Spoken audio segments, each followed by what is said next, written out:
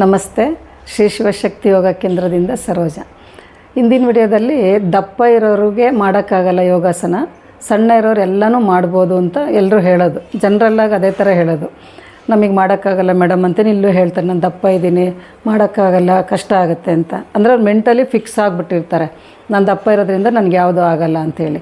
ಸಣ್ಣ ಇರೋರಿಗೆ ಎಲ್ಲದೂ ಆಗುತ್ತೆ ಅಂತ ಅವ್ರೂ ಮೈಂಡ್ ಸೆಟ್ ಮಾಡ್ಕೊಂಬಿಟ್ಟಿರ್ತಾರೆ. ಆದರೆ ಇಲ್ಲಿ ಕ್ಲಾಸಿಗೆ ಬಂದಾಗ ಗೊತ್ತಾಗುತ್ತೆ ಸಣ್ಣ ಇರೋರು ಎಷ್ಟು ಫ್ಲೆಕ್ಸಿಬಲ್ ಇರ್ತಾರೆ, ದಪ್ಪ ಇರೋರು ಎಷ್ಟು ಫ್ಲೆಕ್ಸಿಬಲ್ ಇರ್ತಾರೆ ಅಂತ.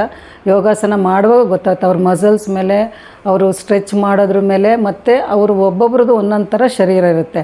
ಕೆಲವ್ರದ್ದು ಈ ಮಸಲ್ಸೇ ಹಾರ್ಡ್ ಇರುತ್ತೆ, ಕೆಲವ್ರದ್ದು ಸಾಫ್ಟ್ ಇರುತ್ತೆ, ಕೆಲವ್ರದ್ದು ಹಿಂಗೆ ಸ್ಯಾಗ್ ಆಗ್ತಾ ಇರುತ್ತೆ, ಕೆಲವ್ರದ್ದು ನಮ್ಮ ಬೋನ್ಗೆ ಕರೆಕ್ಟಾಗಿ ಅಟ್ಯಾಚ್ ಆಗಿರುತ್ತೆ, ಎಷ್ಟು ಬೇಕೋ ಅಷ್ಟಿರುತ್ತೆ.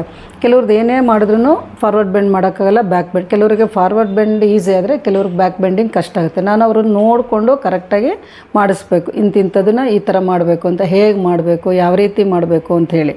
ಈಗ ನೋಡಿ, ದಪ್ಪ ಇರೋರು ಸಹ ಫ್ಲೆಕ್ಸಿಬಲ್ ಇರ್ತಾರೆ ಅನ್ನೋದಕ್ಕೆ ತೋರಿಸ್ತಾ ಇರೋದು. ನೋಡಿ, ದಪ್ಪ ಇರೋರು ಇಷ್ಟು ಬೆಂಡ್ ಮಾಡ್ಕೋಬೋದು ಅಲ್ವಾ, ತೋರಿಸ್ತಾ ಇದ್ದೀನಿ. ಈಗ ಸಣ್ಣ ಇರೋರು ಈ ಥರ ಬೆಂಡ್ ಮಾಡ್ಬೋದು. ಅಂದರೆ ದಪ್ಪ ಇರೋರಿಗೆ ಸಣ್ಣ ಇರೋರಿಗೆ ಎರಡನ್ನೂ ತೋರಿಸ್ತಾ ಇದ್ದೀನಿ. ಈಗ ದಪ್ಪ ಇರೋರಿಗೆ ನೋಡಿ ಬೆಂಡ್ ಮಾಡೋಕ್ಕಾಗಲ್ಲ, ಅವ್ರಿಗೆ ಅವ್ರದ್ದು ಇಷ್ಟೇ ಕೆಪಾಸಿಟಿ. ಬಲವಂತವಾಗಿ ಬೆಂಡ್ ಮಾಡೋಕ್ಕಾಗಲ್ಲ. ಬಲವಂತವಾಗಿ ಬೆಂಡ್ ಮಾಡಿದ್ರೆ ಏನಾಗುತ್ತೆ ಅಂತಲೂ ತೋರಿಸ್ತೀನಿ. ಇದು ಅಷ್ಟೇ ನೋಡಿ, ಸಣ್ಣಗಿರೋರಿಗೆ ಅವ್ರಿಗೂ ಅಷ್ಟೇ ಇದನ್ನು ಫಾರ್ವರ್ಡ್ ಬೆಂಡ್ ಮಾಡೋಕ್ಕಾಗಲ್ಲ, ಜಾಸ್ತಿ ಬ್ಯಾಕ್ ಬೆಂಡಿಂಗು ಮಾಡೋಕ್ಕಾಗಲ್ಲ. ಅಂದರೆ ಯಾವ ರೀತಿ ಮಾಡಿದ್ರೆ ಅವ್ರಿಗೆ ಈಸಿ ಆಗುತ್ತೆ, ಸ್ಟ್ರೆಚ್ ಮಾಡಿದ್ರೆ ಇಂಪ್ರೂವ್ ಮಾಡ್ಕೋಬೋದು ಅನ್ನೋದು ನಾನು ಕ್ಲಾಸಲ್ಲಿ ಮಾಡಿಸ್ತೀನಿ ಅವ್ರಿಗೆ. ಈಗ ನೋಡಿ, ಓವರ್ ಫ್ಲೆಕ್ಸಿಬಲ್ ಇರೋರಿಗೆ ತುಂಬ ಸಡನ್ನಾಗಿ ಬೆಂಡ್ ಮಾಡಿಬಿಡ್ತಾರೆ, ಬ್ಯಾಕ್ ಬೆಂಡಿಂಗ್ ಅಂತೂ ಈಸಿಯಾಗಿ ಮಾಡ್ತಾರೆ. ತುಂಬ ಓವರ್ ಫ್ಲೆಕ್ಸಿಬಲ್ ಇರೋರಿಗೆ ಫಾರ್ವರ್ಡ್ ಬೆಂಡ್ ಮಾಡೋಕ್ಕೆ ಕಷ್ಟ ಆಗುತ್ತೆ. ಅದನ್ನು ಎಲ್ಲರೂ ತಿಳ್ಕೊಂಡಿರೋದಿಲ್ಲ, ಈಸಿಯಾಗಿ ಹೋಗ್ಬಿಡ್ತಾರೆ ಅಂತ. ಆದರೆ ಯಾವ ರೀತಿ ಹೋಗ್ತಾರೆ ಬ್ಯಾಕ್ ಬೆಂಡಿಂಗ್ ಮಾಡುವಾಗ, ಓವರ್ ಫ್ಲೆಕ್ಸಿಬಲ್ ಇರೋರಿಗೆ ಬ್ಯಾಕ್ ನೋಡಿ ಹಿಂಗಾಗ್ಬಿಡುತ್ತೆ, ಹಿಂಗೆ. ಅಂದರೆ ಈಗ ಇದು ತಲೆ ಅಂತ ಅಂದ್ಕೊಳ್ಳಿ, ಈ ತಲೆ ಭಾಗ, ಇದು ಬೆನ್ನು. ಇಲ್ಲೇನು ಮಾಡಿಬಿಡ್ತಾರೆ ಅವರು, ಹಿಂಗೆ ಒಳಗೆ ತಳ್ಳಿಬಿಡ್ತಾರೆ. ಇದು ಸಡನ್ನಾಗಿ ಇಲ್ಲಿ ಒಳಗೆ ತಳ್ಳಿದಾಗ ನೋಡಿ ಈ ಥರ ಆಗೋಗ್ಬಿಡುತ್ತೆ. ಇದು ಅವ್ರದ್ದು ಸ್ಪೈನ್ ಈ ಥರ ಆಗುತ್ತೆ. ಒಳಗಡೆ ಪುಷ್ ಮಾಡ್ತಾರೆ, ಲೋವರ್ ಬ್ಯಾಕ್ನ ಒಳಗಡೆ ಪುಷ್ ಮಾಡ್ತಾರೆ ಜಾಸ್ತಿ. ಅವಾಗೇನಾಗುತ್ತೆ, ಲಂಬರ್ಗೆ ಜಾಸ್ತಿ ಪ್ರೆಷರ್ ಬೀಳುತ್ತೆ, ಆವಾಗ ಸೊಂಟನೂ ಜಾಸ್ತಿ ಬರುತ್ತೆ. ಇದು ಹಿಪ್ ಭಾಗ ಅಂದ್ಕೊಳ್ಳಿ, ಇದನ್ನು ಬಟಕ್ಸ್ ಹಿಂದಕ್ಕೆ ತಳ್ತಾರೆ, ಲೋವರ್ ಬ್ಯಾಕ್ ಒಳಗೆ ತಳ್ತಾರೆ. ನೋಡಿ ಈ ಥರ ಬೆಂಡ್ ಆಗುತ್ತೆ.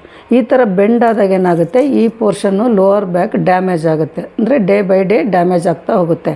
ಇದನ್ನು ಹೇಗೆ ಸರಿ ಮಾಡಬೇಕು ಅಂದರೆ ಈ ಥರ ಮಾಡಿ ಅವ್ರನ್ನ ಈ ಥರ ಬೆಂಡ್ ಮಾಡಿ ನೋಡಿ, ಹಿಂಗೆ ಬೆಂಡ್ ಮಾಡಿ ಹಿಂದಕ್ಕೆ ಹೋಗಿ, ಈ ಥರ ಬೆಂಡ್ ಮಾಡಿ ಹಿಂದಕ್ಕೆ ಹೋಗಿ, ಈ ಥರ ಹಿಂಗೆ ಕರು ಮಾಡಬೇಡಿ, ಒಳಗೆ ತಳ್ಳಬೇಡಿ.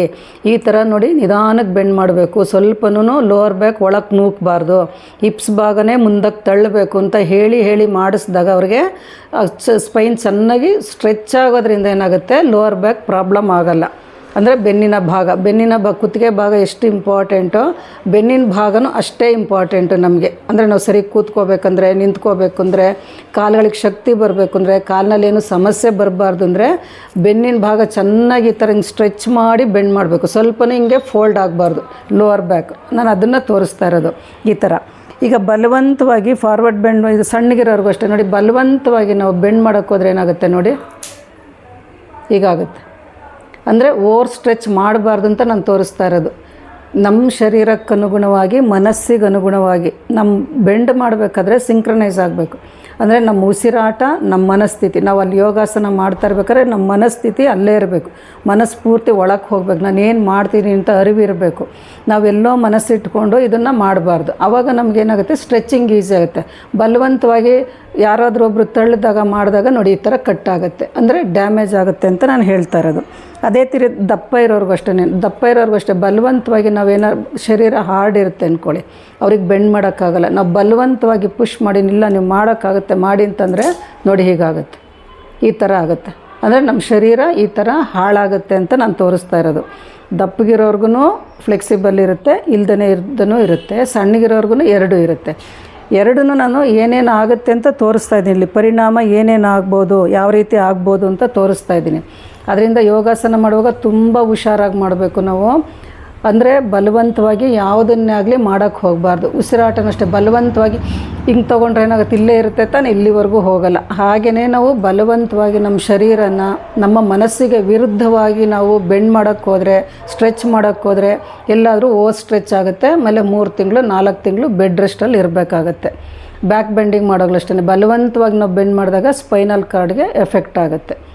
ಇದರಿಂದ ನಾವು ಆದಷ್ಟು ನಾವು ಹುಷಾರಾಗಿ ತಲೆ ತೊಗೊಂಡೋಗಿ ಕೆಳಕ್ಕೆ ಮುಟ್ಟಬೇಕು ಅನ್ನೋದು ಉದ್ದೇಶ ಇಲ್ಲ. ಯೋಗಾಸನದಲ್ಲಿ ಎಷ್ಟಾದಷ್ಟು ಸ್ಟ್ರೆಚ್ ಮಾಡಿ ಬೆಂಡ್ ಮಾಡಬೇಕು, ಸ್ಟ್ರೆಚ್ ಮಾಡಿ ಬೆಂಡ್ ಮಾಡಬೇಕು ಅನ್ನೋದೇ ಇರೋದು.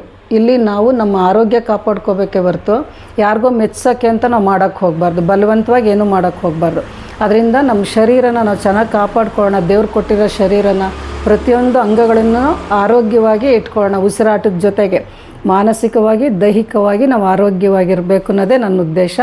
ಯೂಟ್ಯೂಬ್ ಚಾನಲ್ ನೋಡಿ ಶ್ರೀ ಶಿವಶಕ್ತಿ ಯೋಗ ಕೇಂದ್ರ ಅಂತ, ಎಲ್ಲರೂ ಅದ್ರದ್ದು ಉಪಯೋಗ ಪಡ್ಕೊಳ್ಳಿ. ತುಂಬ ಡೈಲಿ ಯೋಗಾಸದು ಎಲ್ಲ ಇದೆ, ಬೇರೆ ಬೇರೆ ಆಸನಗಳದಿದೆ, ಅಕ್ಯುಪ್ರೆಷರ್ ಇದೆ, ಎಲ್ಲ ನೋಡ್ಕೊಳ್ಳಿ, ಅದ್ರ ಉಪಯೋಗ ಪಡ್ಕೊಳ್ಳಿ, ಬೇರೆಯವ್ರಿಗೂ ಶೇರ್ ಮಾಡಿ. ಇದನ್ನು ಎಲ್ಲರೂ ಆರೋಗ್ಯವಾಗಿರಲಿ ಅನ್ನೋದೇ ನನ್ನ ಉದ್ದೇಶ. ನಮಸ್ತೆ.